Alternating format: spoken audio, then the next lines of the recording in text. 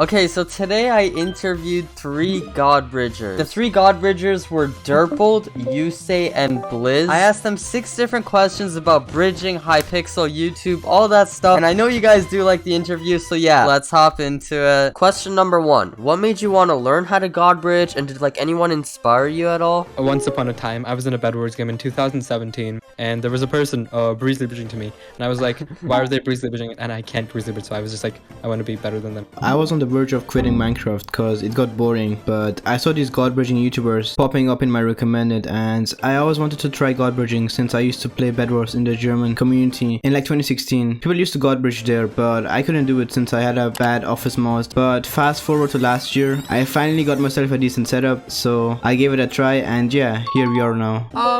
Bedless Noob. I just saw one of his videos and thought it would be cool to learn.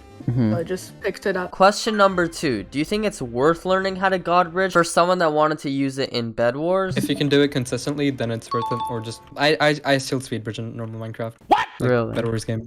Yeah. I don't really practice that much, so I'm not really that consistent anymore. But if I was, I'd probably do it, but it's not actually worth it. Yeah, it makes the game more fun. Learning how to God-bridge was one of the most fun I had playing Minecraft, and you can always flex with it. You know.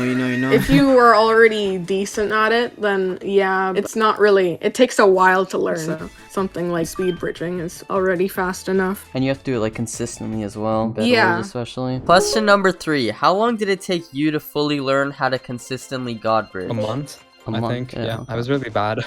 So I was actually the first person to upload a how to God-bridge in 1 hour video. So yeah, I learned how to God-bridge in 1 hour, and the reason why I learned how to do it so fast is because I could already drag click, so I only needed to learn the movement and the jump. The jump took the longest. To do it consistently in Bedwars, like half a year. Half a year. Oh wow, okay. Question number 4. What mouse would you recommend people to buy for Godbridging? The best mouse for bridging is probably still the Rocat Cane 100. Do you have the Yeah, A70? probably the best. I do. I've tried it, but I don't like bloody mice. They're bad build quality. What did he say? So I'm actually working on 6 different mice videos this month, since I want to test a few more mice before I make my top 5 best drag clicking mice tier list. So yeah, stay tuned for that. Yeah, the Cone Pro is one of my favorite mice, especially because I just got it. I saw a lot of people talking about that. Yeah, is it actually good? Yeah, it's actually really good. Question number 5. Would there be anything you would want Hypixel to add other than Bedwars practice to help with bridging? There can be a bridge 1v1, and there Bridge can be like 1v1. 2 bridgers, you know? Who's the fastest one to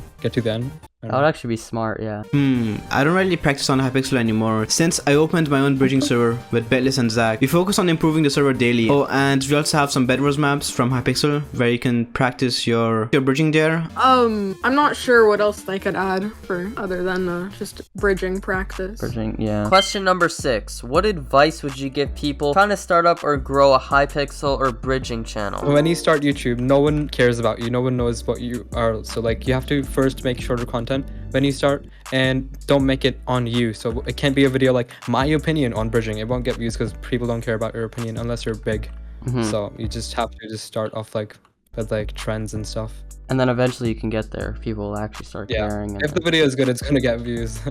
Be different and stand out. I mean, nobody would watch a guy who did the same thing that 10 other guys did before him. And don't skip out on editing, because I know it takes a long time, but usually when the viewers see that you're putting in effort, then they're more likely to come back and subscribe for more. First impressions are really important, because that is what makes people come back for more. I mean, imagine you watch a badly edited video with no effort from someone, and another one of their videos pop up in your recommended. Would you click on that video?